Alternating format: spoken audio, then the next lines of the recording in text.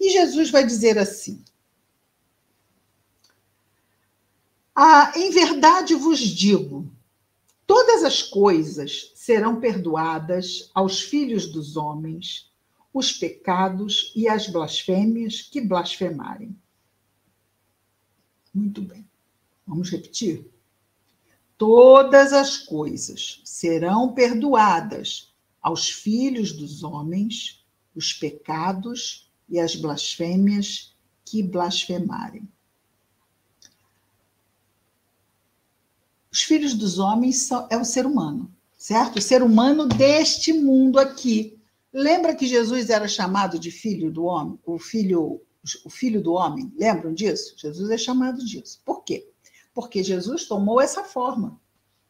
Jesus é um espírito puro, ele não usa mais essa forma. Mas ele tomou a forma do filho do homem. E aqui ele fala dos filhos dos homens. São as pessoas deste mundo. As pessoas deste mundo têm o conhecimento dos homens do templo? Não, as pessoas deste mundo não têm. Os homens do templo eram iniciados. O povo era ignorante, só sabia o que convinha a eles dizer. Então, esses homens, os filhos, não é? Os filhos do homem, ou seja, as pessoas deste mundo, todas elas serão perdoadas quanto aos pecados e às blasfêmias que blasfemarem. Por quê? Porque esses pecados e essas blasfêmias estão sendo promovidas pela ignorância. Ignorância. Com o tempo, lembra que eu disse que era só o início, que viriam séculos? Com o tempo, eles aprenderiam e mudariam. Entenderiam de forma diferenciada. Mas aí, ele vai dizer, então, olha, todo mundo deste mundo vai errar. E vai errar feio. Mas tudo isso vai ser perdoado por Deus. Mesmo que blasfeme. Vai ser perdoado, porque um dia eles vão aprender que não é isso. E vai ficar tudo bem. Mas, atenção agora.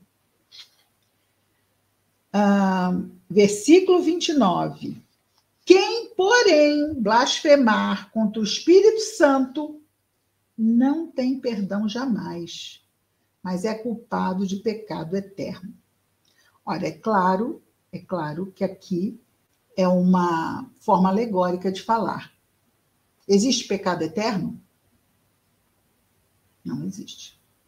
O que existe é uma vida sem fim, não é?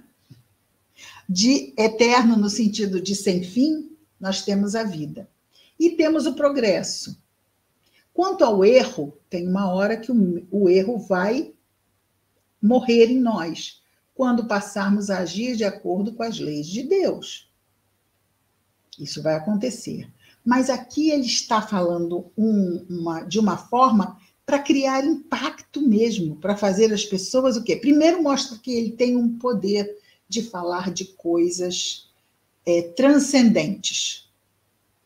Ele está falando sobre o Espírito Santo. Ele está falando sobre as forças espirituais superiores. E ele está falando para os homens do templo, que eles, fazendo o que eles estavam fazendo, eles estavam agindo de má fé, dando àquele representante de Deus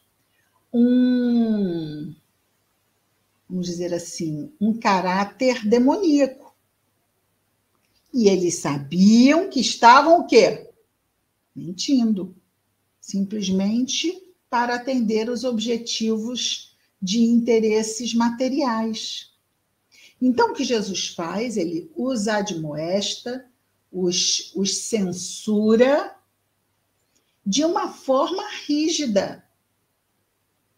Porque aqueles que servem a Deus e, dizendo servir a Deus, servem apenas a si mesmos, que este preço é muito alto. Porque aí não há ignorância. Não é? porque eles estão trabalhando, servindo a Deus, ou seja, eles sabem de Deus. Aqui nessa época, eles temem a Deus, mas parece que não temem, não é? Parece que não temem, porque estão a tentar fazer com que aquele que demonstra de inúmeras formas ser superior, que na verdade eles estão dizendo que ele é inferior, bem inferior, é um servidor de Satanás. Jesus sabia, estava vendo dentro deles, que aquilo era apenas para atender a interesses particulares daqueles que tinham o poder tão temporal, tão mundano, tão passageiro, do Templo de Jerusalém, do qual sobrou muito pouca coisa para contar a história. Está lá o quê? O Muro das Lamentações, não é?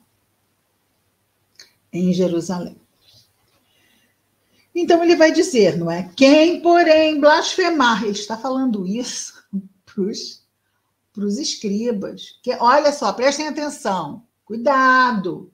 Quem blasfemar contra o Espírito Santo não tem perdão jamais. Que era para ver que tomava um juízo.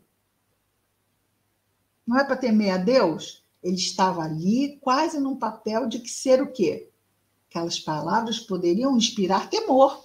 Ele estava dizendo, ó, não vai ser perdoado jamais. Mas é culpado do pecado eterno. Por que ele diz isso? Marcos ainda diz. Porque eles diziam que Jesus tem espírito impuro. Como é que alguém que fazia o que ele fazia, inclusive expulsava espíritos impuros, poderia ser um espírito impuro? E se nós lembramos aqui, se não na semana passada, na anterior, os próprios espíritos que ele expulsava diziam que ele era o Filho de Deus. Interessante, né? E nessa hora, tinha escriba ali olhando e ouvindo? Tinha, não tinha? Mas não interessava. Então, vamos tentar recontar essa história.